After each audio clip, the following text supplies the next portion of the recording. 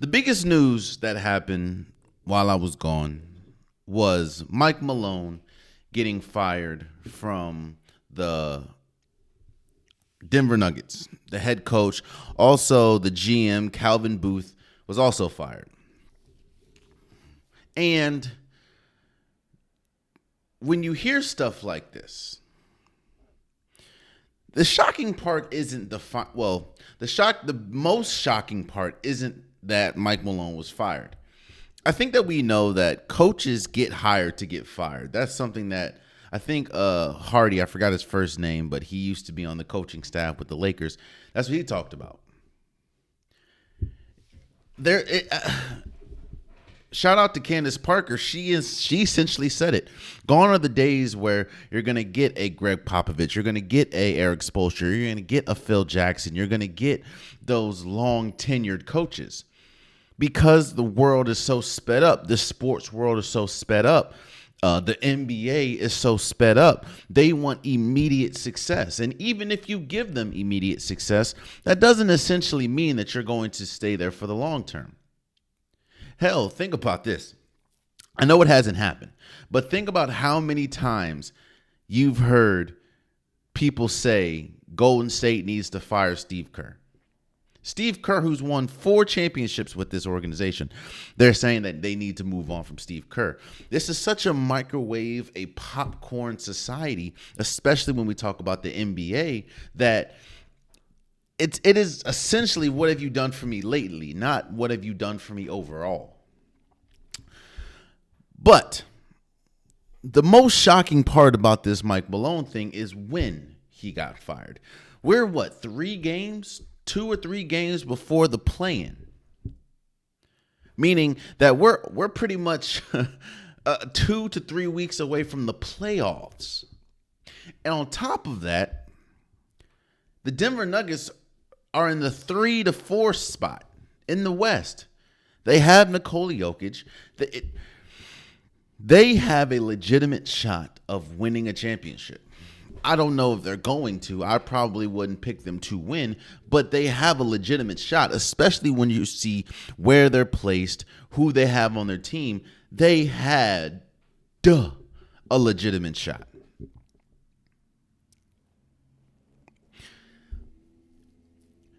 When stuff like this happens, you question a lot of things. Now, reports are coming out saying that, Mike Malone lost the locker room and players didn't like how Mike Malone treated Russell Westbrook and how they felt he put him on a pedestal, and him and Calvin Boom, who is now the former GM, didn't see eye to eye. It was pretty much what the reports were pretty much painting is it was chaos in the locker room when it came to Mike Malone and the players and the GM. It just wasn't a beautiful place to be. And for that, I understand. If, it's, again, I talk about the whole microwavable thing. That's also with players too. A lot of times players can lose the ear of the coach. And at that point, when that happens, you got to go. We've seen that so many times, not saying that he's a bad coach, not saying that whoever is a bad coach, but there are some times that you just don't get to the players anymore. Your philosophy, your words, nothing that you can say can get them riled up. And on top of that, I get it. If you lose a locker room, if it's a toxic place to play, I understand. What I don't understand, and this kind of goes back to what we were talking about with the former Memphis Grizzlies coach. What do you think you have a better shot of doing? I'm not saying you don't fire Mike Malone, but what do you think you have a better shot doing, especially when you are a week to 2 weeks week to 2 weeks until you get to the playoffs, and you're in the 3 to 4 seed, depending on where I think there's 2 or 3 games left of the regular season. You're not going to be in the play-in, so you're either going to be the 3 or 4. What do you think is more likely to happen?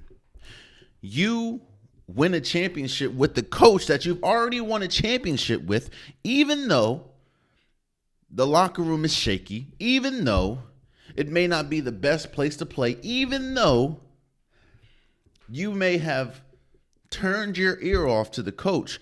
This is the same coach that has gotten you that got you a championship. If I'm not mistaken, this is the same coach that got your franchise, I think, the first championship. I could be wrong on that, but still. You think you have a better shot of winning with him, even with all that has been reported to go on, or a new interim head coach 3 to 4 games left in the season?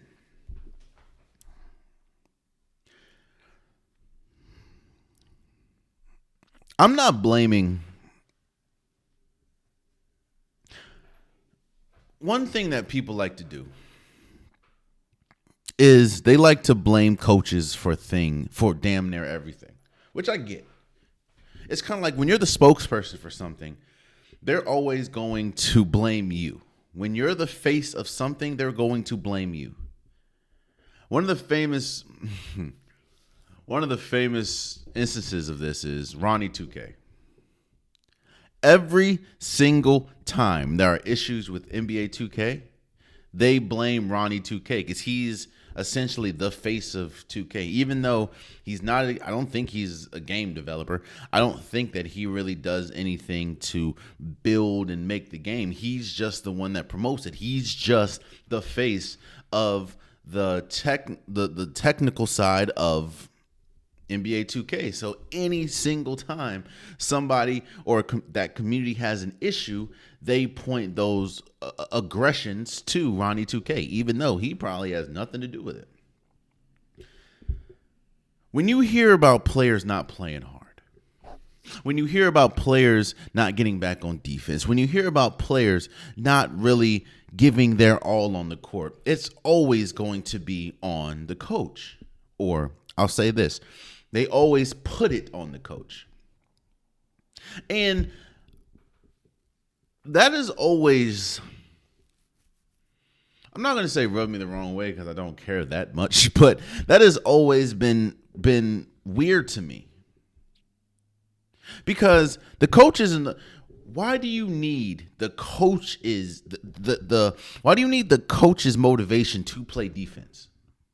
Why do you need the coach's motivation to care about playing, being a better offensive player, being the best player that you can be? I think that's because, again, the reports are saying that Mike Malone, a lot of players didn't like how he treated Russell Westbrook. Shout out to the Gilbert Arenas podcast. They kind of broke it down as well, but that is the issue, yet superpower with Russell Westbrook. Again, shout out to Gilbert Arenas podcast. He said it, or they said it as well, that crew over there. But one of the reasons why Russell Westbrook has struggled almost everywhere he's gone after OKC is because Russell Westbrook's play style is cemented. Russell Westbrook's play style has never changed. They say that, I know when you hear a lot of people talk about Russell Westbrook, they say that his play style doesn't amount to winning. His play style doesn't contribute to winning. And I'm not saying they're wrong, but I think that they're out of context. I think that Russell Westbrook's play style does not contribute to winning on a team that essentially isn't trying to win. Now, yes, the whole Lakers thing, that I think was more fit. But when you go to the Wizards, he was successful with he helped Bradley Beal and the Wizards make it to the playoffs. Nobody thought that they were going to win a championship, but still. You went to the Rockets. I don't think that play style helped him because we know the type of player that Russell Westbrook is. We also know the type of player that Westbrook is not. Then you went to the Lakers. That wasn't a good fit. And now we're here in Denver. You see, Russell Westbrook plays at 100 all the time. That's in games. That's at practice. And when you see someone that plays at 100 every time, you're either going to do one or two things. You're either going to match that energy or you're going to succumb to that energy. And I think if everyone played as hard as Westbrook, you have a championship caliber team. Now, yes, I understand there are some faults in Russell Westbrook's game, but we're just talking about the energy. If you play as hard as Russell Westbrook, if every single player plays as hard, I'm not talking about the logic of the game. I'm saying if they play as hard as him, you have a championship caliber team. Because again, the NBA has the best players in the world. Any given, hell, the Spurs without Wemby, without De'Aaron Fox, just beat Golden State, a team that needs wins. On any given day, these are the best players in the world. Imagine what happens when they play hard. Because quite as is kept, not everyone plays hard.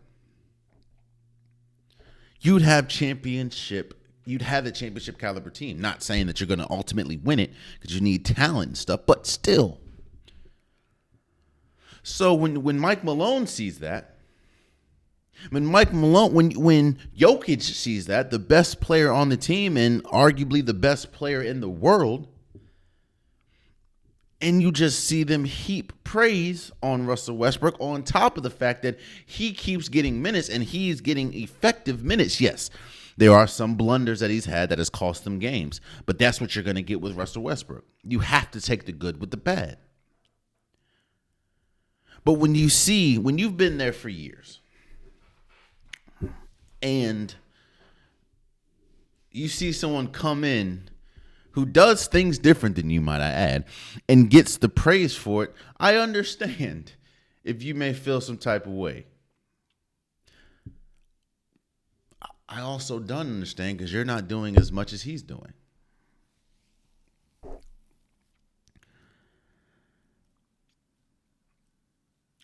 What I'm saying is this. There can be issues galore.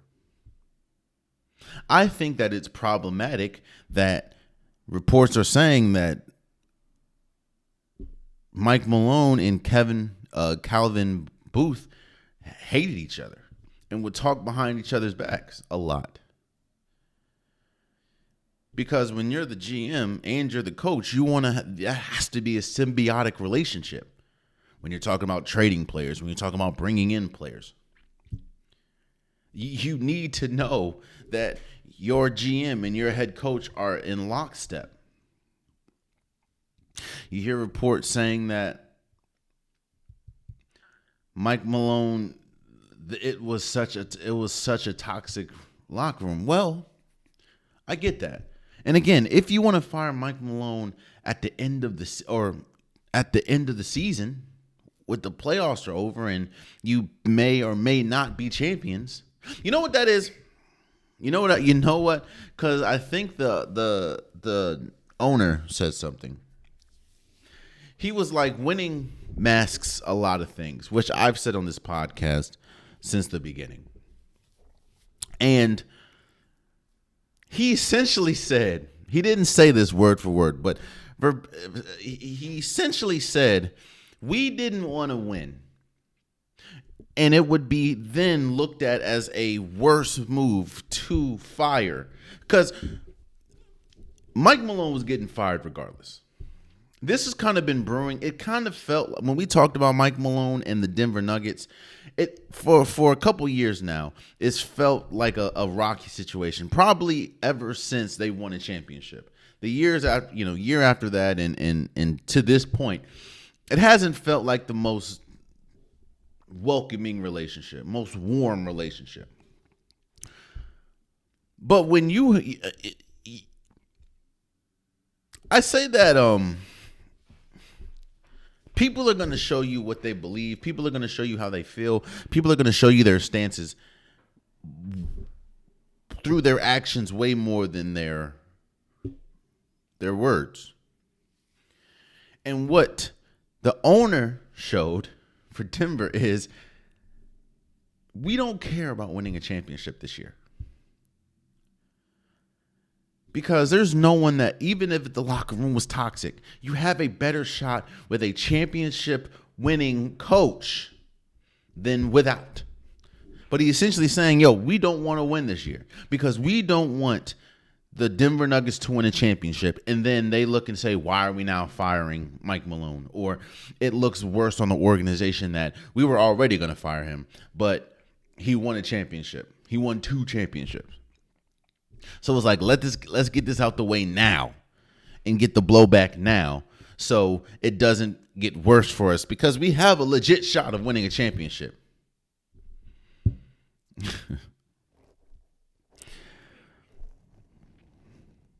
Let me talk about Jokic for a second.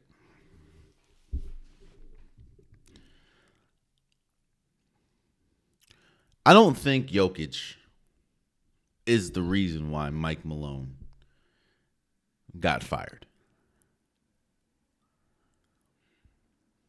I do think Jokic is the reason Mike Malone is not there as the Denver Nuggets head coach, however.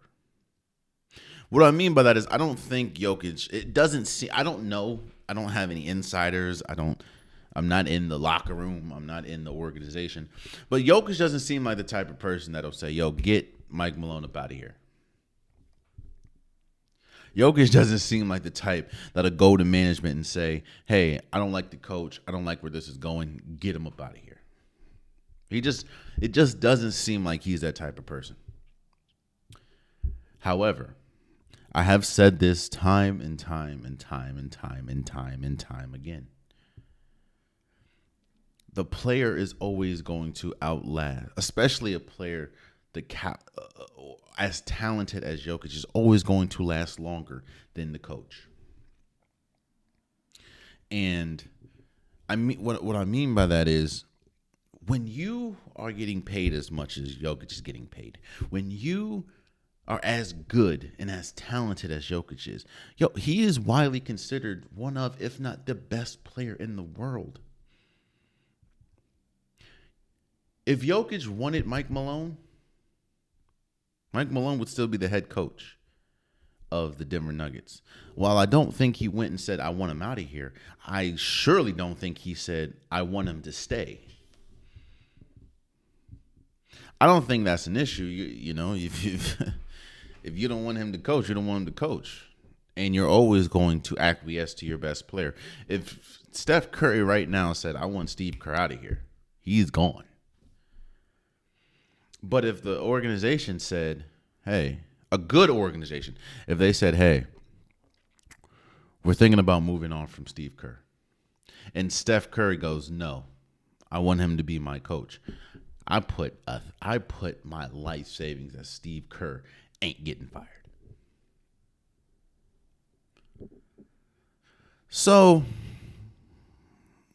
because Mike Malone's not there, and because Jokic hasn't come out and said, I wanted him to stay, I think there is credence to there was some tension in the locker room. A lot of tension in the locker room, obviously, because you're firing a man 3 games before the playoffs.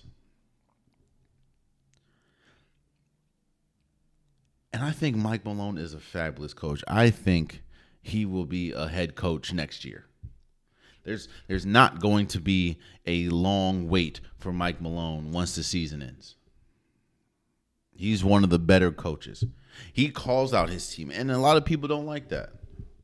He calls out his play. He's called out the Nuggets players a couple times this year, honestly.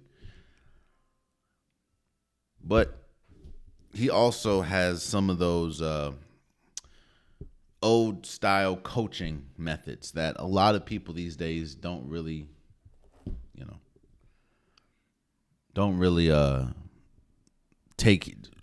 appreciate.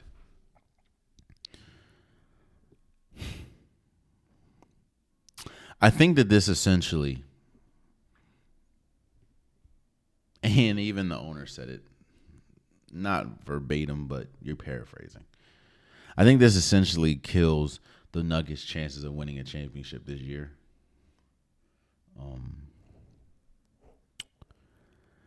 And it's unfortunate. And I think these type of moves is what sets a lot of things in motion when we talk about what's next for a player like Nikola Jokic. If Nikola Jokic wanted him to stay, he probably would. But I think Nikola Jokic also is looking at saying, why would you make this decision now? I would understand if they're in the play-in. I would understand if they're not even in the playoffs. But they're the third seed. In the West. It's crazy. Oh, man, you stayed to the end of the video. I appreciate you. If you like what you saw, be sure to hit that subscribe button so you'll never miss any content from your boy. You can also go back and watch past episodes, past clips, and don't forget that the Unpopular Podcast, new episodes drop every Wednesday and Saturday. Appreciate you.